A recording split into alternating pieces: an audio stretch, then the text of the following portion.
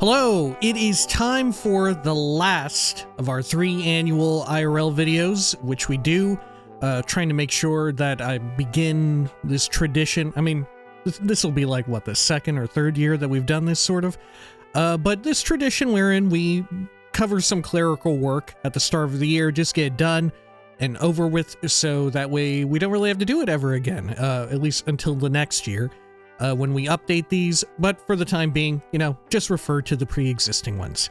Anyway, this one is the 2026 money video, wherein we talk all about money, which is a weird and uncomfortable topic for me to appear on camera and talk about. This is how you can give me money. But people ask, and I think it's only fair and right to say, well, here's a very up-to-date and very recent and relevant way to do it, and it addresses all of that stuff. So without further ado, let's get to it. I've got some notes as well that I've assembled ahead of time, trying to make sure I've got all my ducks in a row. Anyway, right, up front and first and foremost, just as it has been since the inception of this YouTube channel, for everything I do here, there is zero benefit for you to tip me, right? To tip or give me money in any form or function, there is zero benefit. You don't get preferential treatment. You don't get like members only videos. You don't get like a shout out. You don't get early access to anything. There's no secret fun benefit. Everyone is still always treated equal. So this is not like, this is purely think of it as tipping. There's no additional benefit outside of any of this, right? It's always been that way. And if I have anything to say about it, it will continue to be that way on this channel for time immemorial, right? I started this with the impetus that, or the idea that I want all my videos in my YouTube channel to be accessible to an earlier, younger version of myself, right? Growing up and still to this day, I would watch a lot of people playing video games on YouTube. So I would be a little sad if stuff was paywalled. I wouldn't be down for that. Even if it was someone that I liked, I would be like, oh, well, I'll listen to this podcast, but I can't listen to the premium ones because I just don't have disposable income because I'm a poor child, right? So going forward, I want it to be accessible to anyone in whatever sort of financial situation, young or old. That's at the forefront of the thinking process here. Now also, this is not so much of a big deal, but personally, I do prefer the nomenclature of tipping rather than donating. I know saying dono is very fun. It sounds cool. It sounds way cooler than tipping. Dono sounds very good. But I do prefer to sort of reinforce the idea that it is tipping because of those reasons, right? This isn't charity. You are not technically donating to a charitable cause. You are tipping me because you have you have watched videos or something, and you're like, here's a little something extra, right? Go get yourself a coffee. Go get yourself contribute this to the next time you go to a thrift store, or the next time you want to buy a shirt or something like that. Something along those lines. Most importantly, it's not tax deductible, right? Like you would expect if you donate to a charitable cause. In a lot of countries, mine included, if you donate a substantial amount of whatever to a charitable cause, it's actually tax deductible, either entirely or partially. I forget exactly. This isn't financial advice. Regardless, that's why I prefer the nomenclature of tipping. It just feels more honest and easier to just track mentally. A lot of my reason for doing things on this channel is to keep low mental overhead, right? To where there's just less things to think about, Now, let's get to the meat and potatoes of all of this. Man, I love talking about this. If you should choose to tip, there are a few ways that we can do it, and the choice is yours. Now, of course, we're joking around a little bit, but you know, there's reasons why maybe you would want to choose one over the other, just personal preference. There's regional availability, any number of reasons that perhaps I couldn't think of. So there's a few ways that you can do it. Probably the most easiest and accessible one, if you're watching YouTube, and you should like to tip me and for my efforts or whatever, of course, as with all of these, is greatly appreciated, and you don't have to do it, as I've said, but you can go through the option of down below in all the videos, I think all the videos, maybe not shorts, right? I actually don't know about that, but there's a join button, which gets you up to channel memberships, and which is a monthly thing. And there's the thanks button, which gets you to like the one-time super thanks, I think is what it's called. And I think if it's a live stream, they call it super chat. Either way, memberships, I think there's no way to revoke it. So you do actually get like a little tiny badge next to your name whenever you leave a comment. And it says like, oh, this person has been a member for X amount of time, right? It says that. Otherwise, you don't get anything. You'll see a mirrored version, I guess, of this video, maybe. I don't know. Or a post saying like, thanks for that. By the way, you get nothing. Right? I think that's the extent of which you get for your membership. Similarly, when you go and do a super thanks, when you click the thanks button, if you decide to go that route, I think by default it highlights your comment and it says how much you have decide to tip in whatever currency it may be, right? So you do get that. If it's like if it's a video that has been popular, I don't know, maybe you want that. There's no way for me to toggle that on or off, so that's completely that's outside of my control. But regardless, that's what you can do, and it pays me out alongside the rest of YouTube revenue whenever that happens, right?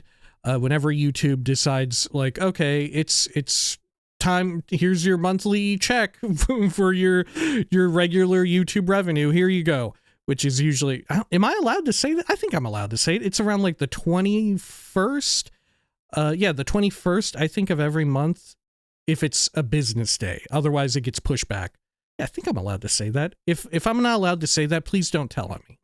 Right. Also, we have Ko-fi or Ko-fi. I've heard some people refer to it, but it's definitely playing off of, you know, like a pun on coffee, like, you know, what you drink, right? Like you drink a coffee.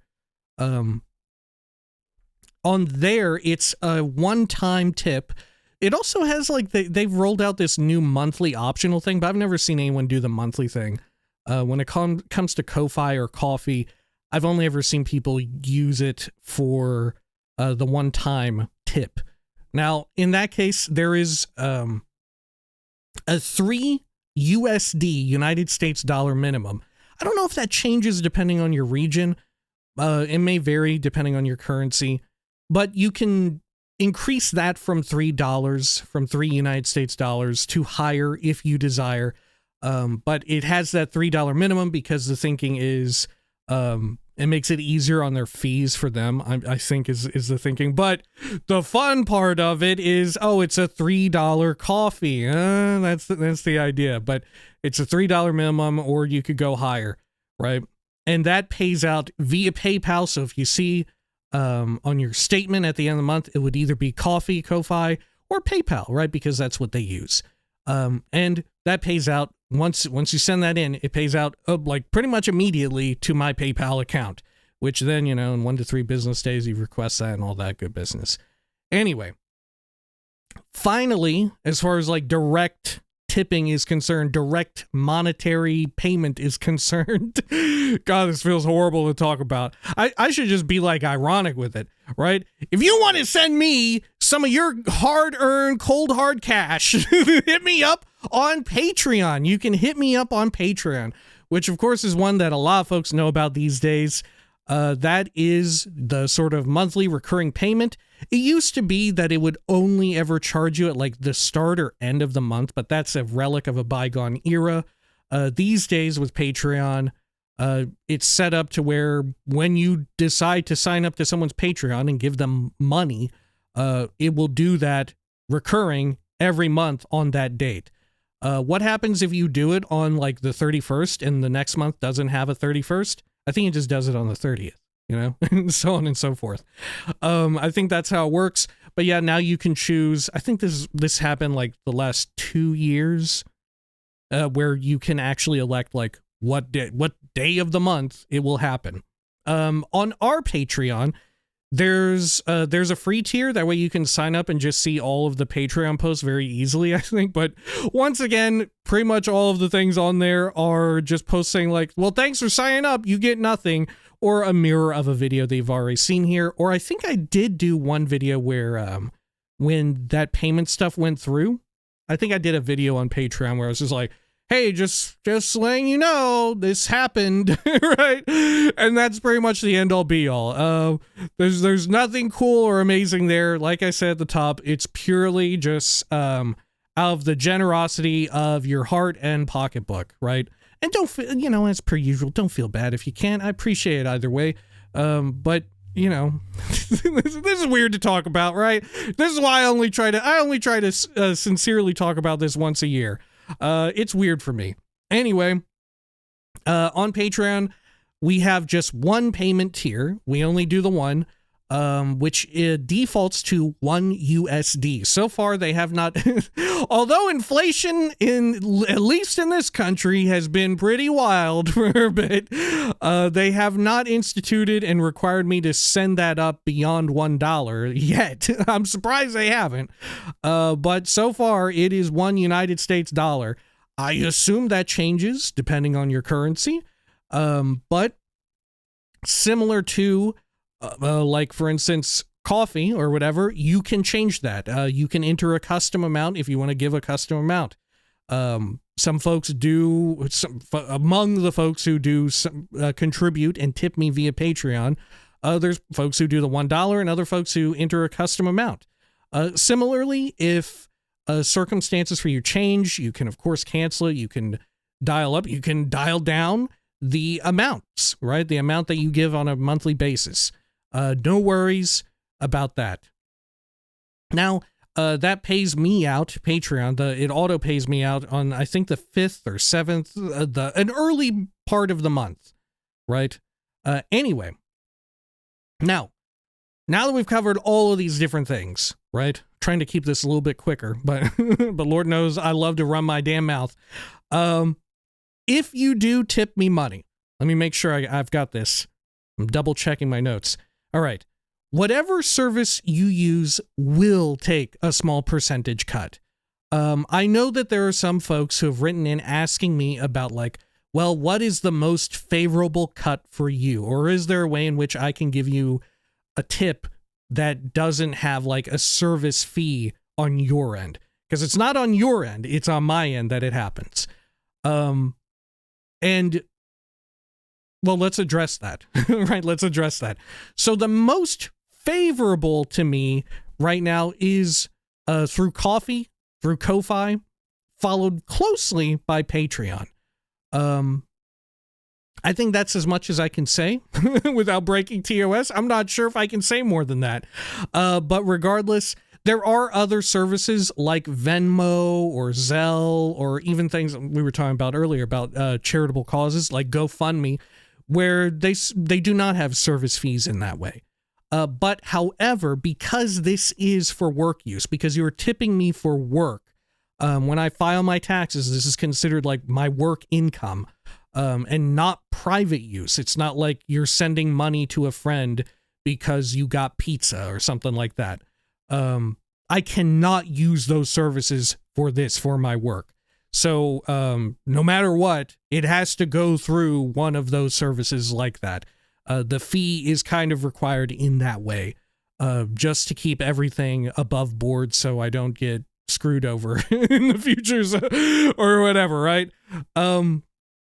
Now, barring all of that, there are also some other more indirect ways that you can support the channel and sort of tip monetarily. If you look at the super fast access link zone that I tend to copy and paste into the description of all the newer videos since, like, I don't know, 2-3 years ago now, there's a few things down there, but at the top of the list is actually YouTube Premium is something that you should be aware of.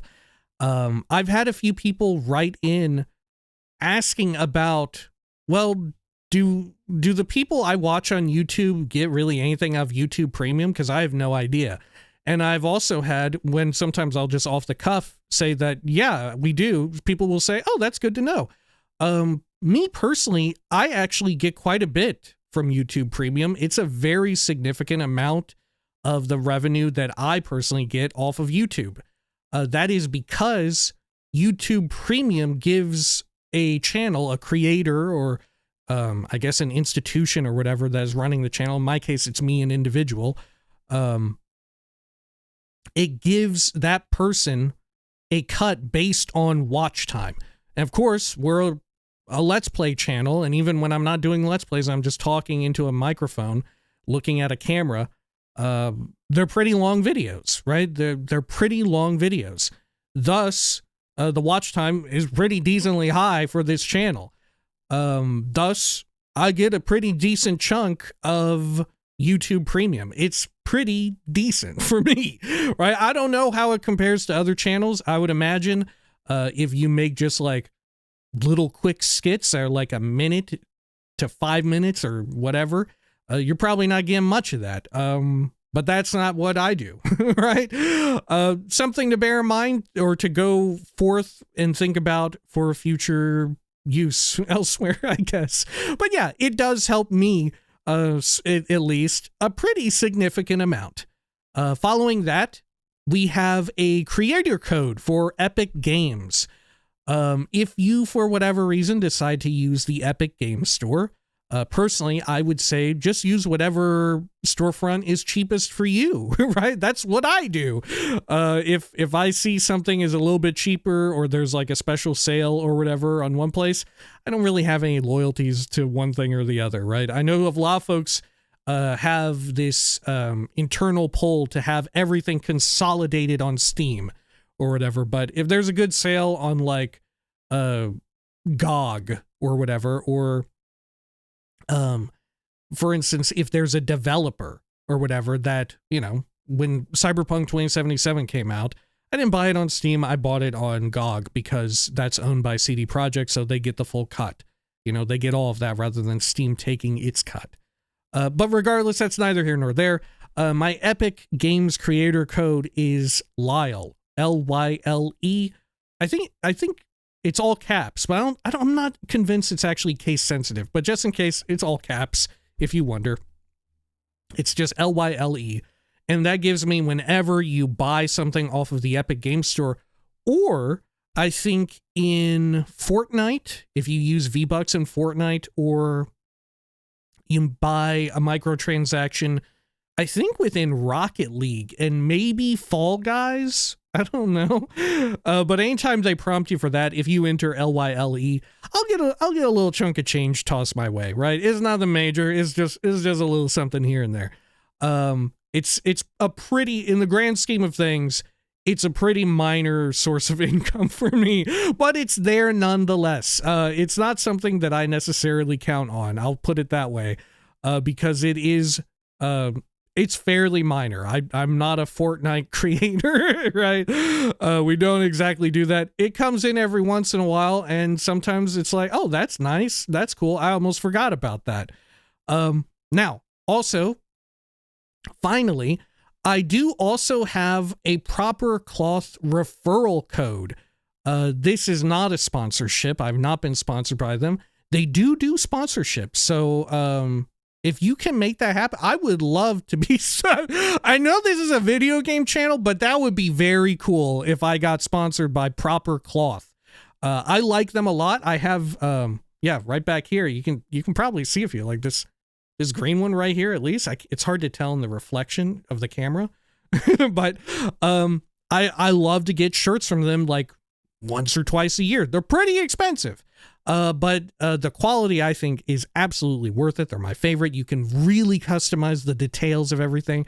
It's not bespoke, but it is a sort of a middle step between off the rack and bespoke. It's made to measure, right? So you plug in the measurements of either your favorite shirt, or they do other articles of clothing as well, including tailoring. But I can only vouch for shirts, for shirting. But if you get a shirt, you can plug in like, oh, what's my collar size? What's my sleeve length? Chest, your like abdomen, stomach area, your back. You can also customize it. You can get like different size collars, different type of collars, different placket. You can get the fun little locker loop on the back of your square pleat back shirt. I love that. It is such a treat. Like I said, these are pretty expensive though because of the process. But if you decide to go through that route and you're looking for a very nice fitting shirt, it is, I've recommended even beyond this. Like I said, I love to use them. Everybody's got a different body, you know? If you find like, for instance, oh, I have a shirt that I really like, but it doesn't fit exactly in like the sleeve, or, oh, it's a little too tight around the chest, or maybe it's a little too roomy around your stomach or the neck and the, yeah, in fact, that's a great example. This shirt, this is one that I thrifted, right? I really enjoy this shirt. However, I can't wear it properly with a tie because it's actually too tight around my neck to close up. You wouldn't normally notice this if I didn't point it out. But yeah, doesn't fit me around the neck because it is alpha size. It's like small, medium, large, and so on and so forth. But fits me great everywhere else, but the neck is a no-go. So never wear it with a tie because I'd like to have the top button, as they're meant to, buttoned up. I'm not like Columbo, right? But regardless, if that's something that interests you and you are seeking to sort of hone the fit of your clothing, and you've got the cash to spare on it, and you want something like really nice, look into it. Personally, I like both the I love to get their like Oxford cloth. I got like a flannel from them as well that I really enjoyed. But this is just me like this isn't me talking about trying to sell you on it. This is me just like I've gotten into talking about this now. This I really like. They call it right now their Clark, but it's the Oxford cloth. It's one of their cheaper offerings. But it's really good. It's this Oxford cloth. I'd love to get with like the button down. I like to get the Italian length button down collar. It's so good. I think they're like 4 inch long collar points for the button down. Oh, it's so good. It's so good. Nobody makes collar points that long normally. You gotta get them custom. And oh my gosh, it's so good. Especially if you got like a big head like I do. Oh my gosh, the collar point balances out with the head. Holy cow, man. Oh, it's so, I absolutely hate a little tiny piddly collar. You know what I'm talking about? Like the button down collars of like the late aughts and the early teens, wherein there was this sort of like Vineyard Vines type of button down collar where it was like, dude, the collar from the point to the rim of the collar itself is like less than an inch. Oh, I do not care for that. I don't care for that. I like them big. I like them big.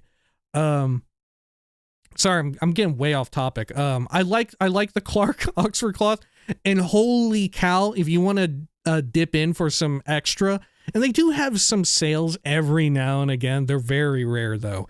They do some on Black Friday, but it's not across the board. So it's only like fabric that they have extra in stock. Always sort by fabric. I look at the like Clark Oxford cloth and the American Pima because it feels so nice and thick. And oh my gosh, the more you wash it, the better it gets. And of course, you know, like any good shirt, they do recommend you do not machine dry it. Okay, I can't get into why you shouldn't machine dry clothes that you really care about, but don't machine dry clothes you really care about. Just hang dry it and iron it and stuff like that. But oh my gosh, it breaks in so good. The American Pima stuff that they got on their site. Oh my gosh, it's so worth it. I think it feels just like, all right, if you're really into this type of shit like I am, it feels exactly like the vintage Brooks Brothers Oxford cloth button downs. You know what I'm talking about? It feels just like that as it breaks in. Oh my gosh, it is amazing. It is amazing. The American Pima stuff is so good. It's very expensive though. It's gone up in price by a decent chunk too in the past 2 years, like a lot of things have. So I actually didn't get myself one this year because it was just I just didn't have the money for it, right? Unfortunately. But regardless, if you decide to look at that, like I said, my personal favorites, check out the Clark stuff. Check out the American Pima stuff. Holy smokes. You can enter my code. I have a link in the description of all these videos and stuff. You click on the referral link and it gets you $20 off. I almost forgot to mention what the referral link gets you. It gets you $20 off your first order. So if you've ordered from them before and you already know what I'm talking about, we're kind of fucked in that regard. But on the off chance that you haven't ever and you are interested in that, if you get a shirt, you'll get $20 off your first order. And then if you decide to keep the shirt, I will eventually get $20 in store credit from them when the next time I decide, it's time for me to get one. The other point is that I almost forgot to mention, they have this sort of like, I forget what they call it, but they have this amazing return process where if the shirt doesn't fit you how you like, you can actually return it and they will remake it for free. I think they do this multiple times, but I think after the first or second time these days, they asked for you to hop on a video call and they will like talk with you and assess it and they for free, right? This isn't like an extra charge. But they'll talk with you about like, okay, well, we can do this, make these changes to it. Personally, I didn't need to do that. I just measured like a pre-existing shirt that I already liked, changed around the measurements, and then I sent it back like once or twice. And then I got it back and I was like, oh, this fits great. And then from then on out, I just used pretty much the exact same thing. Though sometimes I like to change around the little customization. Like I said, I tried out that extra long Italian, the Italian roll on the collar. Oh my gosh, the Italian roll on the collar. I forgot exactly what it's called, but the Italian button-down collar. Oh my gosh, it's so good. Oh, I love it. It's the collars they're even longer than these. I think these are 3.25 or 3.5. They go up to 4, man. They go up to 4. Oh, it's so good. You get that nice collar roll, right, with the S. You know what I'm talking about? Anyway, sorry, we're getting way off topic here. Sorry. I don't know if I've been. Oh God. Okay. That's it for links and stuff. Also, finally, I do have, if you really want to, I do have a P.O. box, a post office box. Shipping is expensive, but if you really want to mail me something, I don't recommend it, but if you really want to mail me something, reach out to me and I can get you my P.O. box information. I share it with a loved one, right? And they use it a lot for their work. And I am just sort of piggybacking off of it, right? So if you really want to do that, I can make it happen. But like I said, it's not mainly used by me. It's just out of the kindness and generosity of their heart that I have access to this. Because otherwise, at least where I live, signing up for a P.O. box is actually kind of expensive, right? It's kind of about the price of a shirt. All right, that ought to do it for this, right? Thank you so much for hearing me out in this this money video. We do this every year. I think we did one last year, right? It just seems like the correct way to do it going forward. I dislike really bringing it up in videos. I don't know, just makes me feel uncomfortable talking about money and stuff like that. But I do really appreciate anytime someone tips. And even if you can't, like I said, don't worry about it. It is absolutely, I say this very frequently at the end of a playthrough, but it's an absolute honor to have someone want to spend their limited free time with me in whatever capacity. It's an absolute honor. Thank you very much. That ought to do it, I think. Following this video, we should be going back to business as usual, I think, unless something happens tomorrow. There should be a New Vegas, and we'll be spinning up Baldur's Gate 3 Dark Urge playthrough very shortly. Should be coming next week. All right, that ought to do it. Until next time, please take care of each other.